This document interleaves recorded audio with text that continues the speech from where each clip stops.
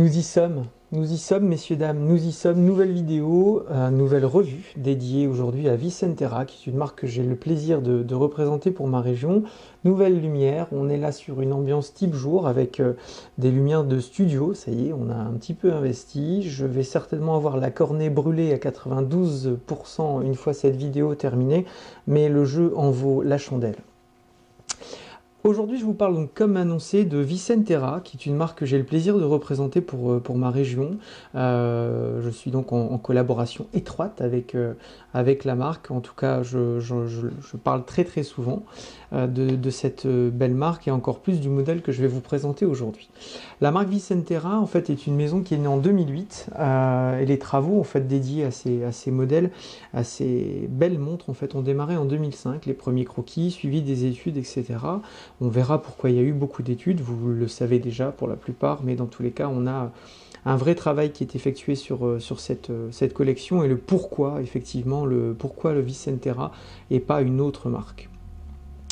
Le sujet aujourd'hui, précisément, au-delà de cette belle maison Vicentera, c'est un de leurs modèles les plus attendus, en tout cas sur le groupe en termes de revue. Vous étiez nombreux à désirer en fait une revue de la montre que je porte très souvent, qui s'appelle donc la Tyco Brahe Tome 1 Black Matte, qui est ici.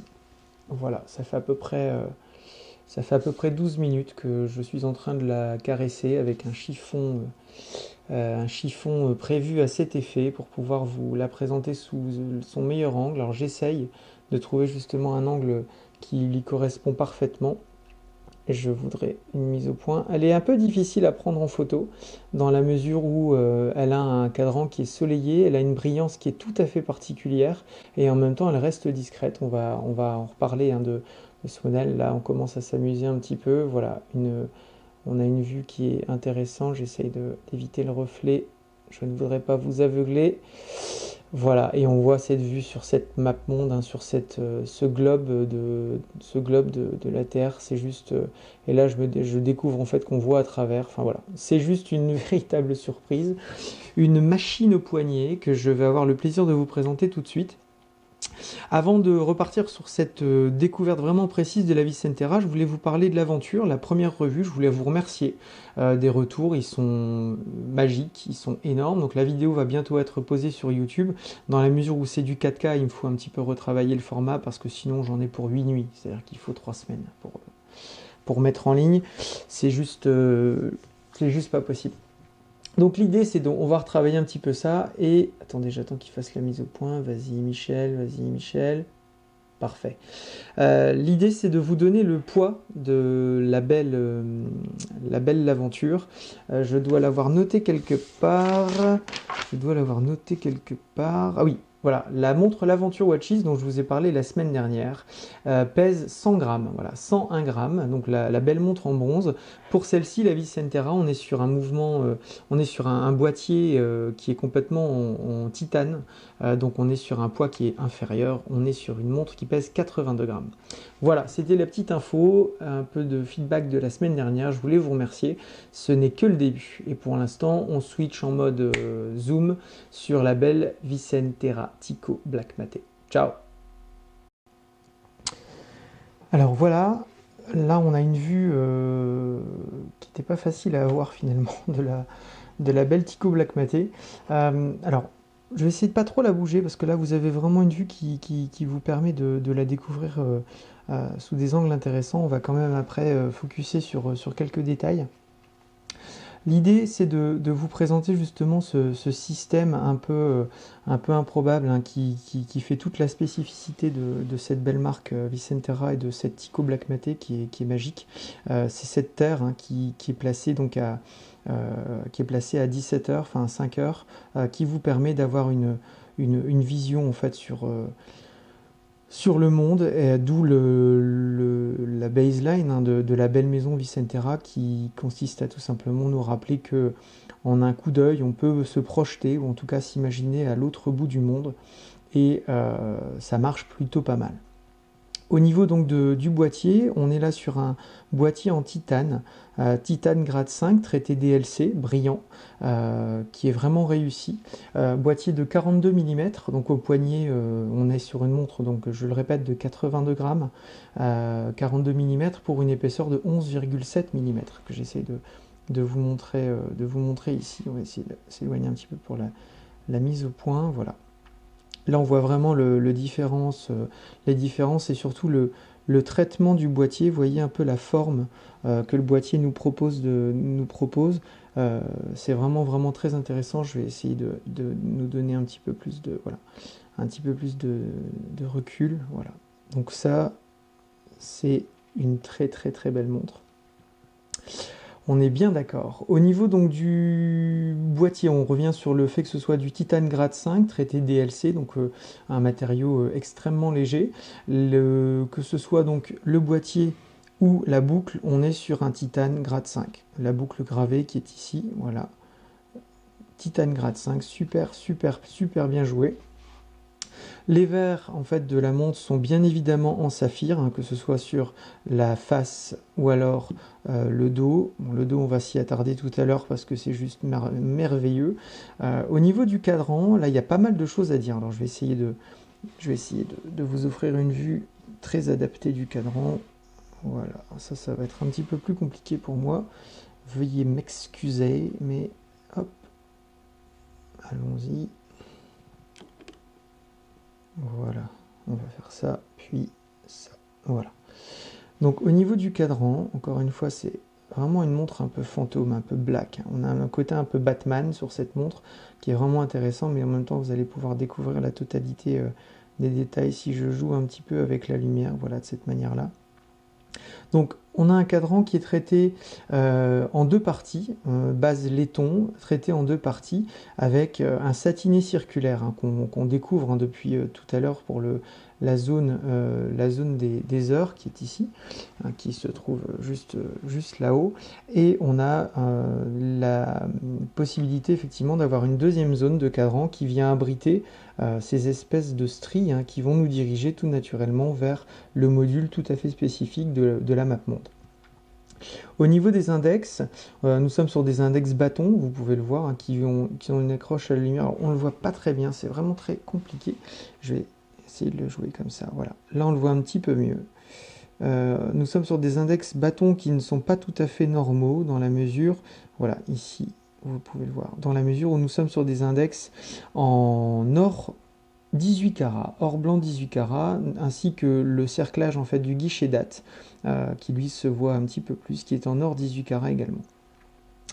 Index bâton, au niveau des aiguilles, nous sommes sur des aiguilles bombées, pareil avec une forme tout à fait particulière, on les voit un peu mieux ici, aiguilles bombées avec un luminova, un super luminova de couleur blanche. Un cadran qui est un petit peu futuriste, voilà, on a un montage vraiment en double partie. Alors j'essaie de vous montrer des détails, c'est une montre vraiment qu'il faut découvrir en détail, donc je vous mettrai plusieurs photos, mais on a vraiment voilà, deux parties qui s'organisent. Là vous pouvez voir hein, au niveau de la zone qui est juste au-dessus de la map monde, on constate en fait quelques rouages et on découvre vraiment le fait que le cadran soit basé en deux parties de laiton qui vont en fait coïncider l'une et l'autre, et c'est juste magique. Une montre qui est à découvrir et qu'on découvre vraiment tous les jours. Elle a vraiment plein de secrets. Donc super intéressante. Au poignet, le confort, il est juste à tomber par terre dans la mesure où on est sur une montre qui est extrêmement légère. Black, donc elle se porte avec tout. Vraiment génial. Moi, j'ai un petit peu plus de mal sur ce bracelet. J'en ai déjà parlé avec notre ami Vincent, mais sachez que le bracelet n'est pas un frein à l'achat d'une montre. Bien au contraire, c'est un terrain de jeu pour chacune de nos belles pièces. Et sur celle-ci, effectivement, j'ai un petit peu plus de mal. Cela étant, ce n'est qu'un détail. Au niveau du mouvement, on va switcher, boum, et là, c'est parti. On a en fait pareil, un fond de boîte qui est en titane également. On est sur un mouvement ETA 2892. L'élément qui est modifié pour ce mouvement ETA est bien évidemment, vous le voyez, cette masse oscillante qui est juste phénoménale, qui est une masse oscillante du coup manufacturée. qui va reprendre le logo et qui est en forme de H, qui est juste superbe. C'est vraiment une très très très belle montre, hein, de toute façon du début à la fin. J'ai pas encore trouvé de fautes et de failles sur cette pièce. On a en fait une ouverture sur le mouvement qui est plus petite que les autres pièces qui offrent une vue globale sur le mouvement, dans la mesure où on vient donner la possibilité tout simplement d'arborer justement le dos de la map monde ici. Et on découvre du coup la citation, donc le baseline, hein, de la marque à l'autre bout du monde, qui vient entourer la zone dédiée.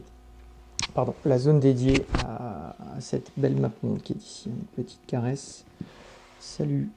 Bonjour petit cœur. Voilà, c'est très très beau. C'est vraiment une montre qui est extrêmement poétique.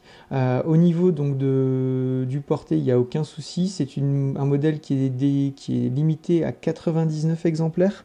Celle-ci en l'occurrence c'est la numéro 40. Et c'est vraiment une très très belle montre. Au niveau du fonctionnement, alors rien d'exceptionnel dans la mesure où on reste sur une montre 3 aiguilles avec un quantième, un guichet date. On aura la possibilité donc de régler l'heure avec cette molette ici, enfin cette tige couronne qui est ici. Et ici, vous avez la possibilité, quand vous présentez la montre, alors moi je le fais à peu près 3 fois par semaine, de constater que nous pouvons effectivement régler sur quelle longitude, etc. Sur quel axe en fait doit nous être donné le zénith du soleil. Alors, parlons de cette petite map monde.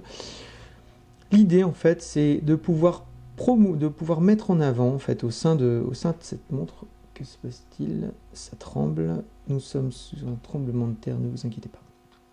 Je vous inquiétez pas, on a l'habitude. L'idée, effectivement, c'est que vous avez la possibilité, grâce à l'insigne, enfin l'index qui est ici en V, de donner le zénith du soleil. Donc c'est une indication poétique, astronomique mais poétique, du zénith du soleil sur telle ou telle partie de la planète. Cette map monde, bien évidemment, fait un tour sur elle-même, elle fait une révolution sur elle-même en 24 heures, et elle a pour autre objectif de nous donner tout simplement sur quelle partie de l'hémisphère, quelle partie de la Terre, sur quelle partie de la Terre il est 6 heures du matin, enfin, en l'occurrence 6 heures du matin, ou 18 heures, 6 heures de l'après-midi. Voilà, donc c'est une petite possibilité, en fait, cette montre nous offre une petite possibilité d'avoir une vision ultra rapide du zénith du soleil. Et voilà, sur quelle partie le soleil est à son zénith. C'était une grosse soirée hier, veuillez m'excuser. Et une vision en fait de 6 heures du matin et 6 heures du soir. Voilà. Moi, c'est une montre que j'aime beaucoup, vous l'aurez compris. Je ne tarie pas d'éloges à son sujet. Les index, là, on les voit très très bien, les index. Voilà, vous voyez, à midi, ça brille un petit peu. Donc ça, c'est de l'or blanc, hein, tout simplement. On a tendance à minimiser ce genre de choses, mais c'est ce qui va promouvoir, en fait, la belle horlogerie et ce qu'on aime dans les montres de luxe. Un autre détail dont je voulais vous parler, mais qui est très compliqué à montrer sur vidéo, c'est le travail en fait qui est ici, au niveau du boîtier. Voilà, on va essayer de faire la mise au point. Hop, alors, je vous demande 3 secondes. On va essayer de faire ça ici. Hop. C'est très difficile, hein. Voilà, ici on le voit un petit peu mieux. Vous avez en fait un incurvé dans le boîtier, et ça c'est vraiment une chose que je trouve géniale. Voilà, là j'ai traqué l'incurvé, donc vous l'avez en aide de toute façon, c'est traqué grâce à la caméra. Mais voilà, donc cette espèce d'arrondi, de creuset dans le boîtier est quelque chose qui est ultra détaillé, qu'on ne voit quasiment pas, mais au porté c'est assez agréable et ça donne à la montre un côté racé que je trouve génial. Voilà, donc là j'ai mis le focus traqué sur la map monde, hein. Vous avez la possibilité du coup de découvrir cette belle petite terre qui du coup va faire son job, hein, dès lors où la montre vit. La map monde en fait va tourner également. L'index ici, donc le V, on voit bien le cadran ensoleillé et le cerclage en fait du quantième, hein, là où nous sommes datés au 5, qui est un cerclage en or blanc également. Voilà, alors je pense ne rien avoir oublié pour cette montre. C'est vraiment une pièce que vous aurez le plaisir de découvrir si vous venez à nos apéros horlogers. En l'occurrence, une véritable réussite. Voilà, donc j'essaye de vous mettre un maximum de photos, un maximum de revues. On se retrouve dans 3 secondes pour un goodbye. Allez, à tout de suite. Voilà pour cette revue de la Vicentera. Alors j'espère vous avoir donné un maximum d'infos et surtout vous donner envie de la découvrir en vrai. Donc n'hésitez pas à me poser des questions, ou en tout cas le groupe est fait pour ça, le site Rotexon est fait pour ça. L'article bien évidemment va suivre. L'article de l'aventure sous-marine est en cours de rédaction et il ne devrait pas tarder. En tout cas, j'ai été ravi de vous la présenter, la belle Vicentera, que je vais du coup certainement décider de porter aujourd'hui.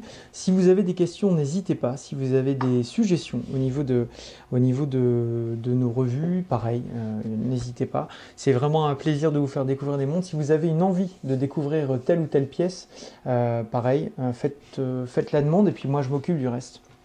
La prochaine, ce sera donc la Sartori Billard qui est ici, la SB qui est là.